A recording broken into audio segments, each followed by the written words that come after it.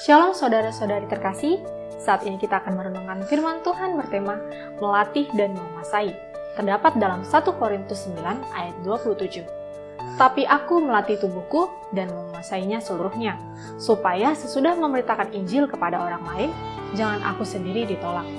Seorang salesman mobil menawarkan keunggulan produk smart car terbaru, mulai dari kenyamanan, sistem keamanan, dan kecanggihan teknologi mobil tersebut. Setelah si salesman meyakinkan dengan panjang lebar, calon pembeli membatalkan ketertarikan pada mobil itu. Pasalnya, si salesman tidak pernah mengendarai mobil tersebut. Jadi bagaimana mungkin semua yang dibicarakan itu bisa diterima? Wajar saja jika si calon pembeli membatalkannya. Dalam memberitakan Injil, Rasul Paulus berupaya melatih diri mengalami kuasa Injil. Agar apa? Yang ia beritakan adalah pengalaman nyata atas kuasa Injil yang menyelamatkan. Bahkan untuk memiliki perilaku yang sepadan dengan tuntunan Injil, Rasul Paulus berupaya menggenapinya dalam perkataan dan sikap agar setelah memberitakan Injil, ia sendiri tidak ditolak. Begitu juga jika kita tidak memiliki pengalaman pribadi dengan Tuhan, maka sia-sialah pemberitaan itu. Melatih diri agar dapat menguasai isi dan tujuan Injil diberitakan adalah wajib jika tidak mau mengalami penolakan. Betapapun pandai kita mengolah kata dalam menceritakan berita Injil, namun jika iman dan perbuatan kita tidak sepadan dengan berita Injil, bahkan tidak pernah mengalami kuasa Injil secara pribadi, orang tidak akan menerima. Setiap orang mungkin mudah diyakinkan oleh Injil, namun satu hal yang akan bisa meruntuhkan keyakinan adalah kehidupan sang pemberita Injil yang tidak sesuai dengan isi berita Injil itu sendiri.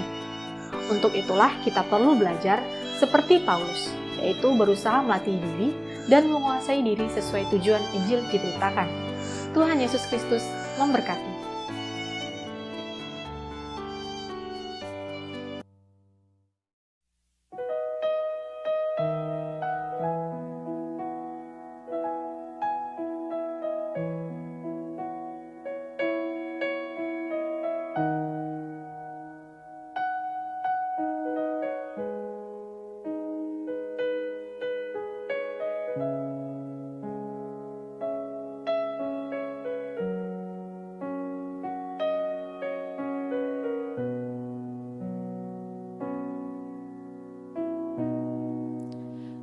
Betapa hatiku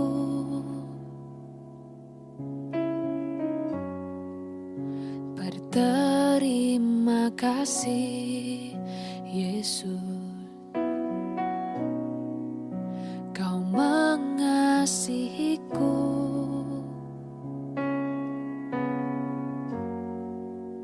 Kau memilikiku.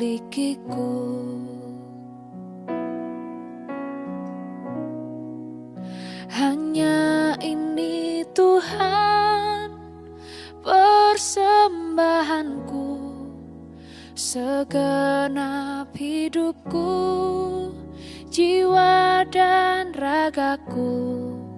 Sebab tak ku miliki harta kekayaan yang cukup berarti untuk ku persembahkan. Hanya ini Tuhan permohonanku, terimalah Tuhan persembahanku. Pakailah hidupku sebagai alatmu seumur hidupku. Pertolonganku ialah dari Tuhan yang menjadikan langit dan bumi.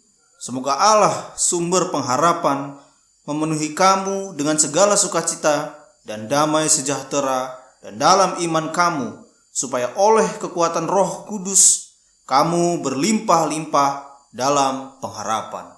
Karena Allah lah yang mengerjakan di dalam kamu baik kemauan maupun pekerjaan menurut kerelaannya. Damai sejahtera Allah yang melampaui segala akal akan memelihara hati dan pikiranmu dalam Kristus Yesus. Amin.